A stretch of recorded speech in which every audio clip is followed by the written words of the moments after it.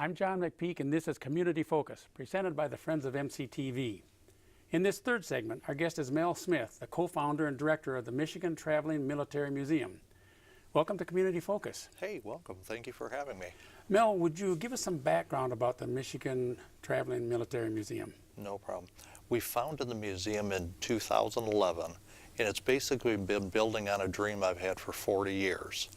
I've never had an opportunity to serve in the military, but I always wanted to do something to honor veterans and teach our younger people especially about the sacrifices that these people have done to give them the freedom they live in today. So we basically did it in two phases. We went to our mobile traveling exhibit, the Michigan Traveling Military Museum, where we take displays actually all around the state in different locations such as libraries, festivals, different places to show the people the artifacts in person, where they can see them and they can hear the stories, you know, actually in their hands. And we went to the traveling idea so we would get different places, many, many different places. And then phase two is something that I've always wanted to do. We opened up our first brick and mortar existing museum in Bay City, right downtown at the corner of Washington and Center Avenue. And is that a fairly recent? Yes, July 5th, actually. Of this year? So it is very recent. But you still maintain your mobile form? Oh yeah, absolutely too. It's with that, you're able to reach a lot of places and people that might not be able to get to Bay City. Absolutely. What we want to do is try to give as much exposure to different places because history's kind of getting lost today. You know, and the children and even the older folks, they don't see it. And this gives them a chance to really go up and touch it and look at it.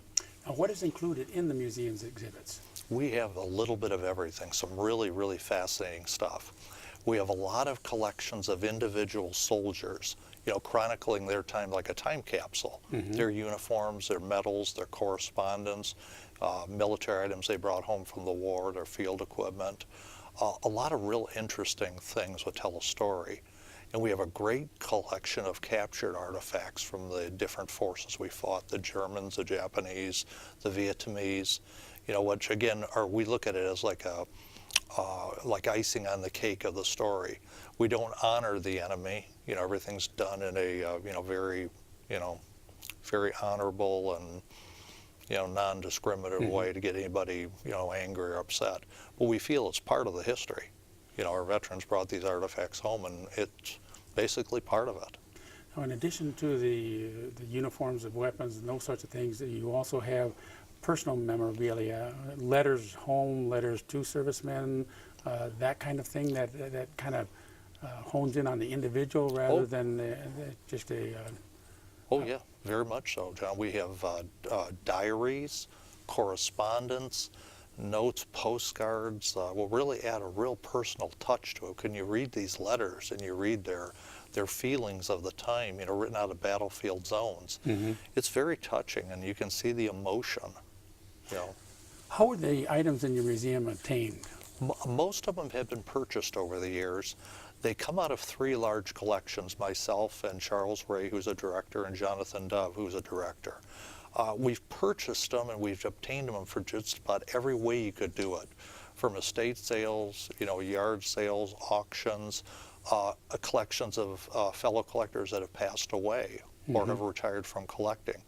Just about any way possible we run into items for the displays. So some of them come from descendants of service members? Oh, lots of them have become from the members of the families of servicemen from all the different wars.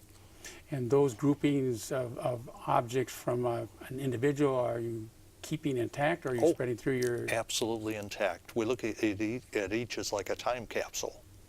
Yeah. And your store in Bay City, when is that open? We're open Thursdays and Fridays and Saturdays from noon to 5, and we're open by appointment at all times. So if a group wants to come and go through the museum, they can make an appointment? And yes, absolutely. Even an interested individual, if we happen to be in town, we'd love to open it for them too. Now, where does the traveling exhibit go? Do you have a schedule of appearances? We normally run the exhibit mostly in the warmer weather in the spring, summertime. Right now we're kind of a little bit dormant because of the weather conditions, but of course we're going to be at the high school on November 11th, Bullock Creek. Right, Bullock Creek High School, the Midland Community Orchestra has a Veterans Day program slated there. That'll be at 3 o'clock on November 11th, which is Veterans Day. So you will be there with your entire, this will be your usual traveling exhibit? Yeah, we'll have a little bit smaller exhibit because, of course, the one-day event. But what we're going to do is we're going to spotlight World War I, being that it's the 100th year, the anniversary of the armistice. We're going to have a really nice World War I display.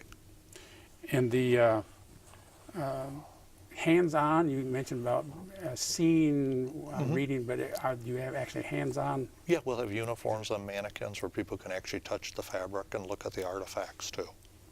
Now your primary purpose is to educate people, young and old, about the sacrifices that service people have made.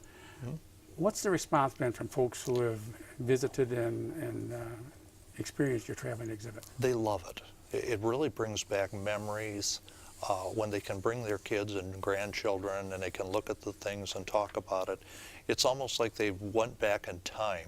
When you look at the expressions on their face, a lot of emotion too. You get people who would have their eyes tear up from thinking, bringing back the memories that have been dormant for years. And I think a lot of them really enjoy it. Well, Mel, thank you for appearing on Community Focus to inform us about the Michigan Traveling Military Museum. More information can be found on your website. That's www.mmtm.us. Thank you for having me. We're glad that you joined us for the November installment of Community Focus.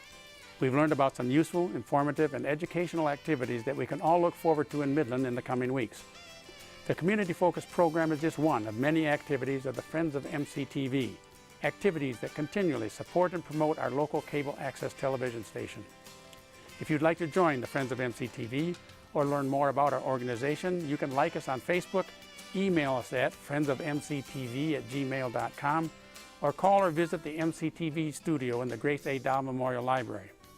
And remember, if your club or nonprofit organization would like to join us at this table in the months to come, you can find our application online at MCTV section of the city website, or you can visit MCTV in person to submit an application. We'd love to have you be a part of Community Focus.